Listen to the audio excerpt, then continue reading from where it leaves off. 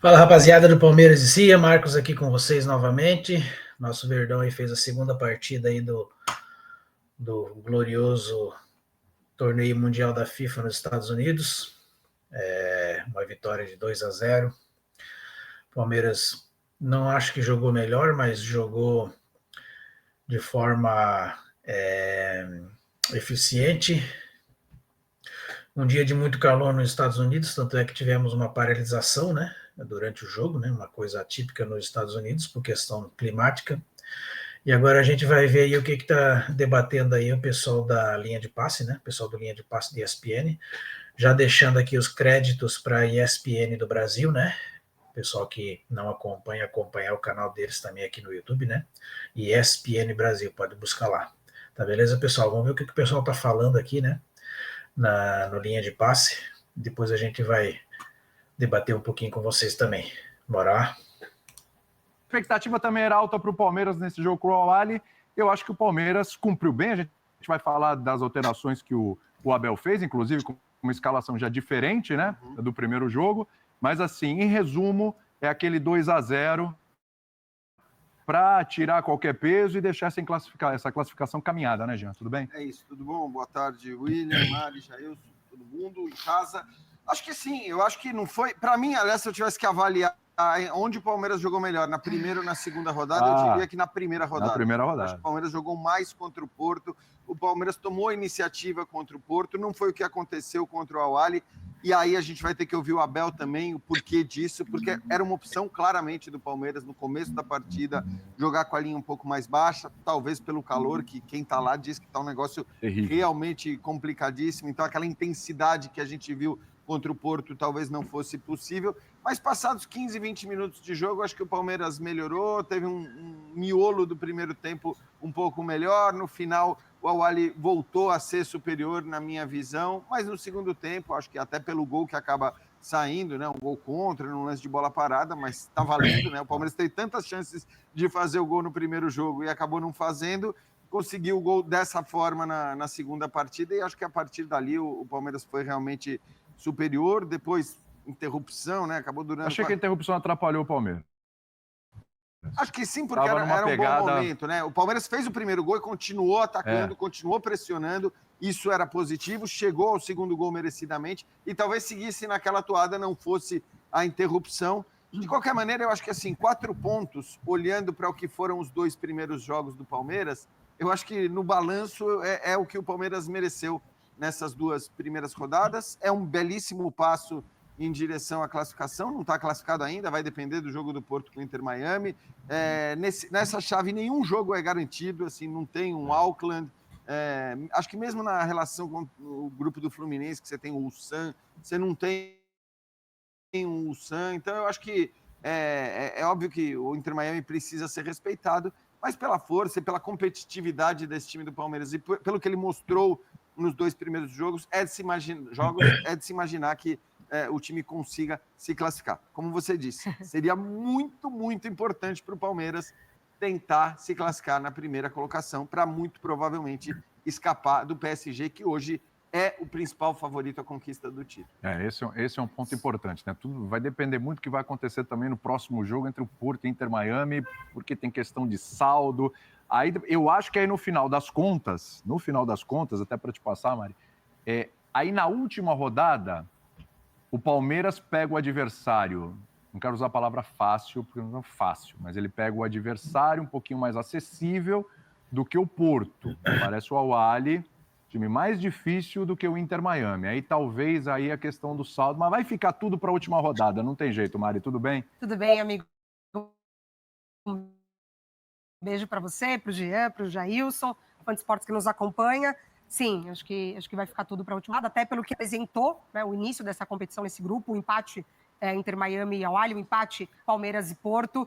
Pelo que a gente conseguiu acompanhar de Inter Miami e Al-Ahly, imagino que o Palmeiras vai conseguir implementar o seu jogo muito mais contra o Inter Miami do que contra o Al-Ahly, mesmo tendo Messi, né? Mesmo tendo Suárez. Eu acho que o Palmeiras ele está muito bem nessa fase de marcação de meio de campo, principalmente, o que, entre aspas, pode facilitar a vida palmeirense diante do Messi, mas é um Inter Miami que tem muita dificuldade na transição defensiva. Assim. É um time completamente espaçado, que dá assim, campo para o adversário trabalhar, percorrer, enfim, acelerar o jogo. Mas, para mim, foi, de fato, crucial as entradas, né, de Flaco e de Maurício, porque não só pelos gols, que já é muita coisa, né? Não um dos gols já sai do Maurício, coisa, né? Exatamente. Mas pela dinâmica de jogo. A entrada dos dois, ela também aumentou o nível dos outros atletas. Então, o Piquerez entrou mais no jogo, o Giai corrigiu mais posicionamento, o Rios, não tem nem o que falar, para mim, é o melhor jogador da temporada do Palmeiras, mas a dinâmica de jogo da equipe, como coletivo mesmo, como time, para mim, melhorou com a entrada dos dois. Então, não é só por conta dos gols, que já é muita coisa, mas já voltar com eles, para mim, foi o ponto de chave para essa vitória do Palmeiras. O Jailson diria que o Palmeiras já está classificado? Tudo bem, Jailson? Tudo bem, boa tarde, amigos. Boa tarde, o pessoal que está em casa. Eu acredito que sim. Precisava fazer 4 pontos, né? Principalmente por conta do empate, depois daquela apresentação contra o Porto, porque foi o que eu falei, o Palmeiras deixou de ganhar 2 pontos contra o Porto. O Porto ganhou 1 ponto, foi ali, aquilo ali. O Palmeiras atropelou o Porto na parte final e o Porto ficou satisfeito. Então, eu acho que sim, 4 pontos. Agora tem um adversário que é o Inter Miami, que é um adversário um pouco mais acessível. Eu acredito que o Palmeiras já tenha bem encaminhado a sua classificação. Mas, o que eu estou falando dos clubes brasileiros, né? O importante era a vitória. O importante era ganhar a qualquer custo. Mas eu estou com o Jean. O jogo contra o Porto foi muito melhor do Palmeiras. Eu também estou curioso para saber qual vai ser a análise do Abel Ferreira, porque, para mim, com certeza foi algum tipo de orientação por conta do calor, que realmente eu não entendi, porque contra o adversário mais difícil, o Palmeiras se impôs, o Palmeiras marcou alto, não deixou o Porto respirar e tomou as rédeas da partida como um todo. Hoje, contra o Al-Ahly, o Palmeiras deu a bola. Deu a bola para o Al-Ahly, marcou um bloco um pouco mais baixo e, basicamente, no primeiro tempo todo, não conseguiu sair jogando.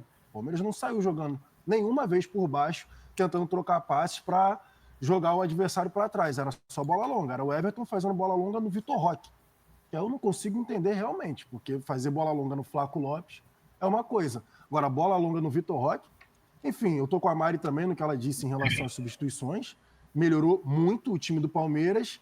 E aí, para passar para a gente continuar a conversa, eu acho que foi o último jogo do Vitor Roque como titular do Palmeiras nesse Mundial. Isso é um bom ponto, hein, Gelson? Nesse Mundial. A gente falava no pré-jogo de como o Flaco Lopes pode perder gol, pode ter as questões dele, porque ele perdeu um gol ali que era só dar com a perna direita, ele foi de esquerda. O primeiro lance dele já foi meio atrapalhado. Ele perdeu o gol, só que o jeito que o Palmeiras joga, de tentar abrir o time adversário e basicamente cruzar a bola para a área, procurar uma referência dentro da área, o Flaco Lopes ele ajuda muito mais do que o Vitor Roque. Até pela estatura, até pela forma que o Flaco Lopes joga. E muitas vezes falta alguém na área porque o Vitor Roque se movimenta mais. Então o Flaco Lopes entra no jogo que estava complicado, o Al-Ahly era melhor no primeiro tempo para mim. E aí o Flaco Lopes entra no jogo complicado, o gol contra só sai porque ele que estava na bola, na cobrança da falta. Foi. Ele atrapalhou o zagueiro adversário e depois ele faz o gol. Muito inteligente pelo chão, se desloca ali, ele bota o corpo na frente do zagueiro, porque se o zagueiro encosta nele, ele seria expulso. Se ele levasse a bola para a perna direita, provavelmente ele poderia perder na corrida. Ele dá o tapa para cima do zagueiro, o zagueiro já fica com medo, já faz assim, porque se encostasse seria expulsão, e ele bate muito bem na bola.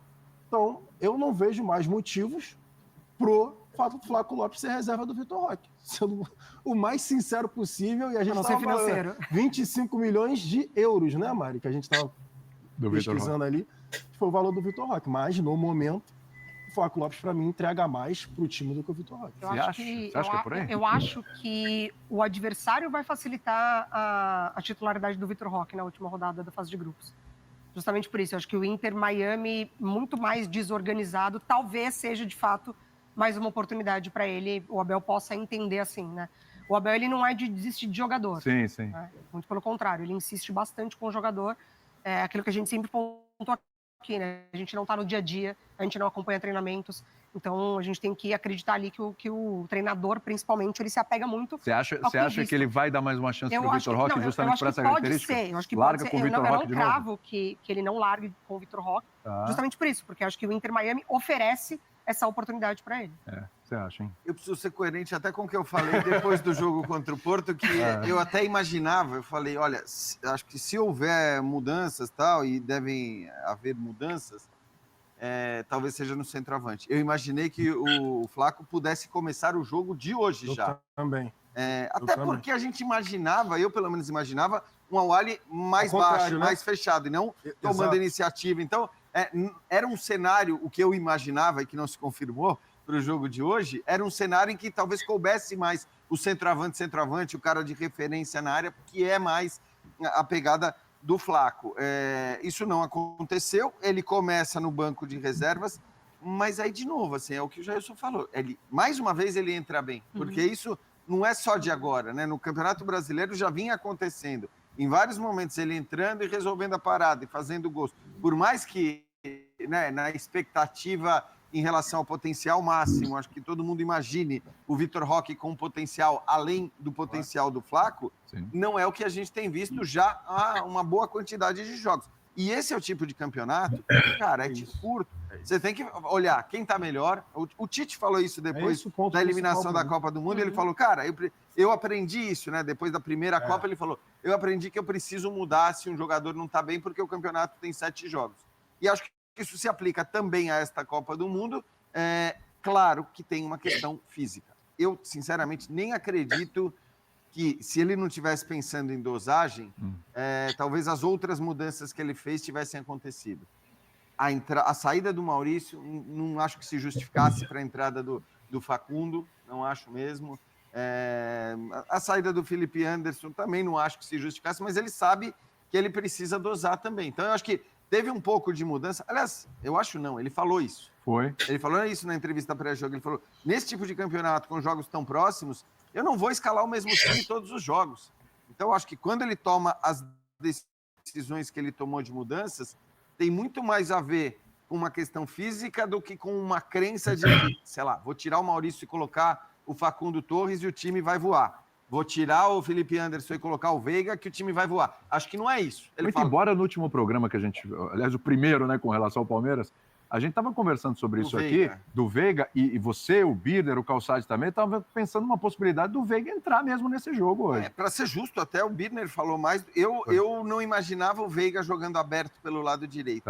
O Veiga aberto, eu acho que ele não funciona tão bem assim. Tanto que quando começa o jogo, todo mundo imaginou, né, o Facundo aberto como... Pela direita como Felipe Anderson? Isso, foi o que eu imaginei. O Abel falou isso. Eu também imaginei. Ele falou que o Estevão cairia O Estevão pelo lado esquerdo e o Facundo fazendo a função do Felipe Anderson. Não, esquerda com o Estevão estava na ponta direita. 19 minutos ele inverteu. O que aconteceu depois de alguns minutos era uma inversão ali, Veiga e Estevão. Isso, não o Facundo ficou abertão do lado esquerdo. Então, assim, no fim, acho que ele surpreendeu todo mundo, até mesmo quem achava que o Veiga fosse entrar. Mas é isso, não me parece que as mudanças sejam por deficiência técnica dos que saíram. Era mais uma questão, acho que, física, portanto é possível que eles voltem. O Palmeiras também vai ter que pensar agora na questão dos cartões. O Richard Rios, que eu tô com a Mari, talvez seja o cara que tecnicamente mais entregou na temporada, tomou um cartão idiota, mas de uma estupidez no final do jogo, dando uma bica ali para não pode. Ainda mais ele. Ainda mais ele, com a importância que ele tem. E o Aníbal Moreno. Puxando a perna. Que eu ia falar, porque é o seguinte, a pausa que rolou por conta do raio lá, assim, os jogadores estão no ritmo, na voltagem 220, estão correndo de um lado para o outro. Rolou a pausa. E aí ficou o tempo, eu não sei quanto tempo ficou. O corpo esfria. Exatamente, o corpo esfriou. Na volta, o primeiro tapa, né, o primeiro tiro que o Aníbal teve que dar, que foi no contra-ataque do Awali, ele deu o tiro para correr atrás do cara, correu pra caramba, conseguiu ali dividir, atrapalhar, só que logo depois ele sente. E aí eu não sou médico aqui, mas geralmente quando é esse tipo de lesão, geralmente é estiramento. E geralmente também o cara não consegue voltar. Ali no mínimo ali, umas 2 semanas, 3 semanas. Então tem que ver se realmente for confirmado. Sim. Porque, eu até estava falando com a Mari, será que foi câimbra e tudo mais? Eu falei, ficou parado esse tempo todo, voltou no primeiro tapa que o cara dá, ele sente ali, eu acho que não é cãibra, não. A forma como eu ele sai acho também, que né? pode ser a forma que ele sai, bota ali a mão no rosto, pode ter sido estiramento. Então, e ele foi a grande surpresa, né, deste Mundial no sentido de virar titular do Palmeiras. Ninguém imaginava. Para todo mundo, a dupla de volantes seria Emi Martínez e Richard Rios. E o Emi foi para o banco. É o setor que o Palmeiras está melhor servido ali, né? Tem o Lucas Evangelista também. Quer dizer, não é que o Palmeiras... se é necessário. Isso. Não é que o Palmeiras não tenha alternativas. Sim. Mas hoje o Richard Rios me parece um jogador importante, né? Ele fundamental, que é sempre... ele cobre uma área de E tecnicamente, para mim, ele é acima de todos os outros da função. Isso. Tem o Evangelista, tem o Emi Martínez e tem o Aníbal Moreno. Por exemplo, a jogada que o Rios faz pelo lado esquerdo, ali a herança dele de salão, que a gente já está falando na hora, que ele já vai penteando a bola, procurando ali a linha de fundo.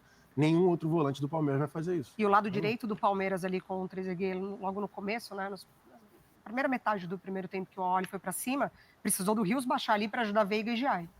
Então, assim, até o momento ali estava, de fato, sendo um caminho, né? Pro Awali. Tanto que a gente viu o Rios combativo, né? Toda hora era choque. Que é o que se discute muitas vezes dele. Acho que ninguém discute a qualidade técnica do Richard Rios. O que se discute muitas vezes é a postura, uma certa... desconexão, às vezes, com o jogo. Com o jogo, com o que está dormida, às vezes. Mais, Como ele desliga, né? Mas assim, tecnicamente, ele é muito bom. E eu tenho visto, né? Estou adorando ver porque as avaliações da imprensa internacional sobre os times brasileiros, elas são completamente desprovidas de preconceitos ou de bagagens que são positivas, mas que o cara que não tem, ele vai ver com o olho zerado, assim, né? E o Rios tem sido o cara mais elogiado, assim, disparado na imprensa internacional, o cara que a gente vê os comentários dos torcedores de times europeus falando, pô, ninguém foi buscar esse cara por quê e tudo mais. Depois do jogo contra o Porto, aconteceu muito isso, né? E ele jogou até mais contra o Porto, mas de qualquer maneira, é um cara que vai ser muito importante na sequência do campeonato, né? A gente não sabe... Qual campeonato? O normal... Qual campeonato? O Mundial, porque depois... Olha, já tem o Atlético de Madrid, tem a história que o Simeone gostou, pediu, o Porto parece que já tinha dado uma investida e tal. Mas também a gente sabe que o Palmeiras é um clube que hoje não negocia fácil. Valoriza as vendas. Assim, se ele perceber que tem 3, 4 times europeus atrás, não vai vender por pouco. Pode ser que demore um pouco mais. É um mérito, né? E o desempenho diante de um europeu chama a atenção ainda mais, né? Então foi assim, aeroporto, mas ainda assim, né? E o Palmeiras, ele chega a este Mundial com os olhares em cima do Estevão, porque é a joia já vendido para o Chelsea, então assim, a expectativa, né, de fora era para ver o Estevão desempenhar, mas de fato é o Richard Rios que chama atenção. Inclusive, o Estevão ganhou o jogador superior nas duas partidas. Pois tem que rever gente, equivocado. De verdade, pelo amor de Deus. Equivocado. Não é que o Estevão foi horrível, não é isso. Mas há um exagero. Eu não entendi também. Não dá para os dois jogos. Não é avaliação técnica. Não é. É isso, votação popular, só isso. É o cara mais famoso, o cara que vai pro Chelsea e tudo mais. É a característica, né? Tipo, acho que duas vezes. O tipo de jogador, a característica dele desperta. E outra, né? A votação, ela começa sempre muito... Então, um cara como o Flaco, que entra no segundo tempo e dá a vitória ao Palmeiras no segundo tempo, ele contou com menos tempo de votação à disposição. É verdade. Porque ele, por exemplo, foi melhor. O Richard Rios foi melhor. Se a gente pegar pelo menos, já tem 2 aí que foram melhores. Eu acho que o Flaco, hoje, pelo que o Jailson falou, acho que talvez o Flaco tivesse que levar isso. Para mim, ele hoje foi o cara do jogo. Aliás, ele está analisando um pouquinho o Estevão, né? O Estevão hoje teve uma grande oportunidade, totalmente criada por ele. Sim, né? Logo no início. Jogadaça, quase faz um golaço, bola... Não acho que teve decisão errada ali. Não é aquela coisa que você fala, errou, foi mal e tal.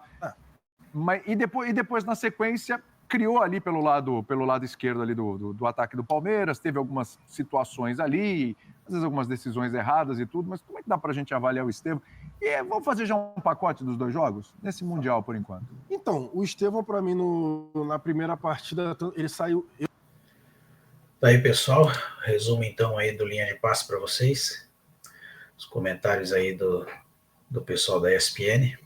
Quero agradecer quem ficou até o final do vídeo, dar novamente os créditos para a ESPN, né? Ali, o pessoal do Linha de Passe, e pedir para que vocês deixem aquele like para a gente e curtam o vídeo, compartilhem e esperamos vocês no próximo jogo. Beleza, pessoal? Grande abraço.